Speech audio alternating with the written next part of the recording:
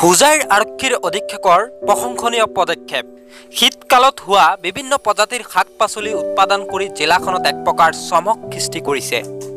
পুৱা 5 বজাৰ পৰা খেতি পথাৰত শাক-পাচলি উৎপাদন কৰিবলৈ কাম কৰে এপিএছ বিষয়া তথা হুজাই জিলাৰ আৰক্ষীৰ অধীক্ষক মানৱেন্দ্ৰ দেৱৰয়ে।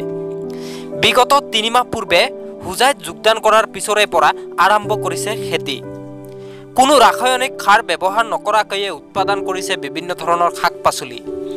আৰক্ষীৰ অধীক্ষকগৰাকীৰ কাৰ্যালয়ৰ চৌহদত থকা খেতিপথাৰত সেউজীয়া কৰি তুলিছে বিষয়াগৰাকীয়ে। কি খেতি কৰিছে শুনক আৰক্ষীৰ অধীক্ষক মানৱেন্দ্ৰ দেৱৰয়ৰ মুখৰে।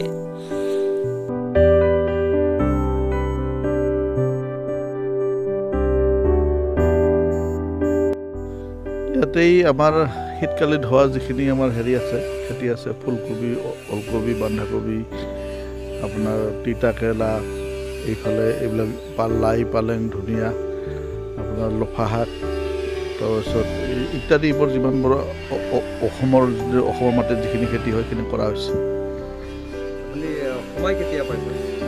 মই ৰাতিপুৱা 5টাতে শুই উঠোঁ, 5টাতে এইখিনি টাইম লওঁ। মানে ধৰক নৰ্মেলি মানুহবিলাক যদি অন্য মানুহবিলাক 7টাত যদি শুই উঠে, সেইটো টাইম মই গেপ টাইমটো মই নিজে ইচ্ছাভাৱে মইতো ওলাই লওঁ। 5টাত উঠি 7টালৈকে এইখিনি সময় মই খেতি পথাৰতে নৰ্মেলি থাকোঁ আৰু চোৱা চিতা কৰোঁ। আৰু মোৰ এইটো হেবিট, তাৰমানে প্ৰত্যেক জিলাতে যিমানবোৰ জিলাত কাম কৰিছোঁ চবতে এনেকৈ মই খেতি পথাৰখন মই আগতীয়াকৈ বনাই লওঁ।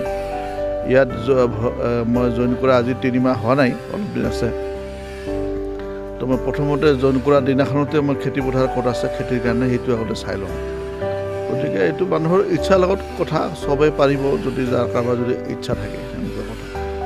বিভিন্ন প্ৰজাতিৰ শাক পাচলি আপুনি উৎপাদন কৰিছিল নিজেই, কিবা ৰাসায়নিক নাই, ইয়াত একো ৰাসায়নিক দ্ৰব্য দিয়া হোৱা নাই। গোবৰ ইয়াৰ পৰা স্থানীয় ৰাইজৰ পৰা বিচাৰি অনা হৈছে।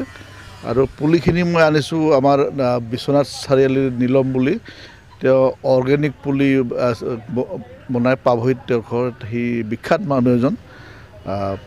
তেওঁৰ পৰা মই অৰ্গেনিক পুলিখিনি লৈ আহিছোঁ আৰু এইখিনিকে খেতি কৰিছোঁ ইয়াত।